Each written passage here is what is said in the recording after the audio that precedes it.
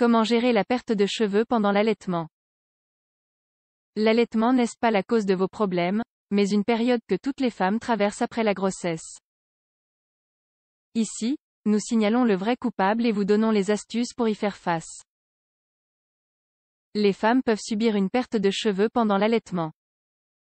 Mais la cause n'est pas spécifiquement l'allaitement, mais un processus qui coïncide avec l'allaitement. La puerpéralité ou le postpartum est le véritable coupable de la perte de cheveux massive que certaines femmes subissent.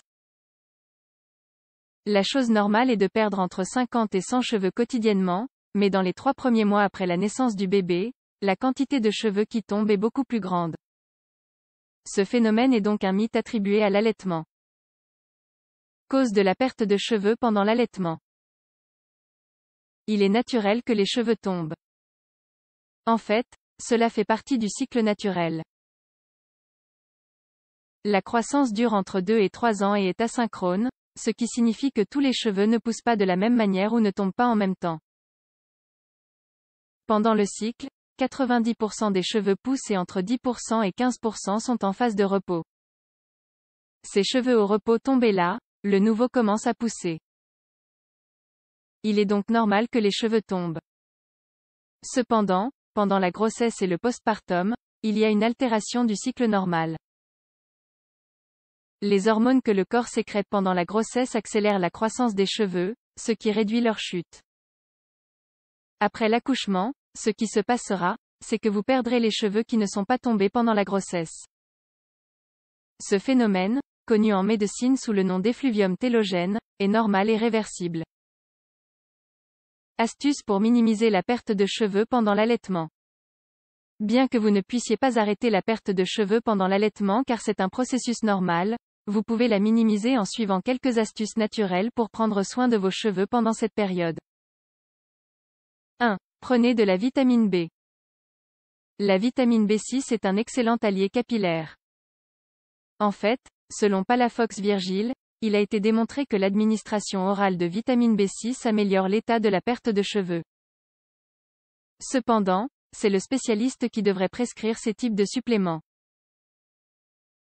N'oubliez pas que la vitamine B est un groupe qui comprend la vitamine B1, connue sous le nom de thiamine, B2, riboflavine, la vitamine B3, niacine, la vitamine B5 connue sous le nom d'acide pantothénique, B6, pyridoxine, et B7 ou biotine.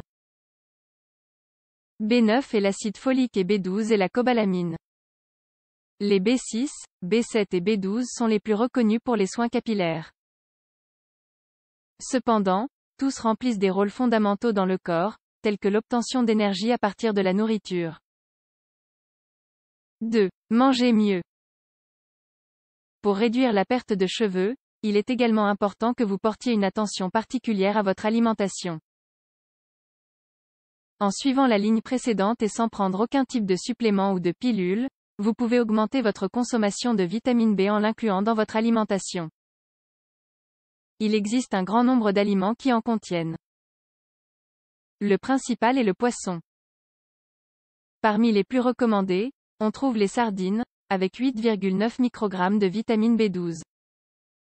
Les céréales, lentilles, haricots et haricots de Lima, contiennent entre 482 et 444 microgrammes de vitamine B9 ou d'acide folique, dont 400 microgrammes par jour sont recommandés dans des conditions normales.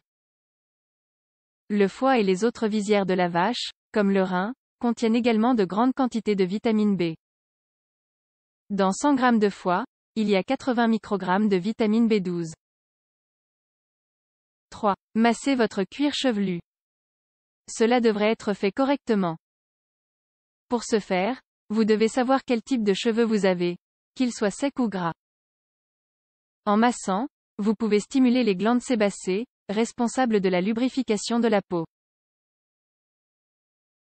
Si vous avez les cheveux gras, c'est-à-dire avec une production excessive de sébum, vous devez masser avec la paume de votre main pour ne pas stimuler les glandes. Si vous avez les cheveux secs, massez du bout des doigts. Faites-le en cercle et doucement pendant 2 ou 3 minutes. 4. Qu'en est-il des traitements de beauté?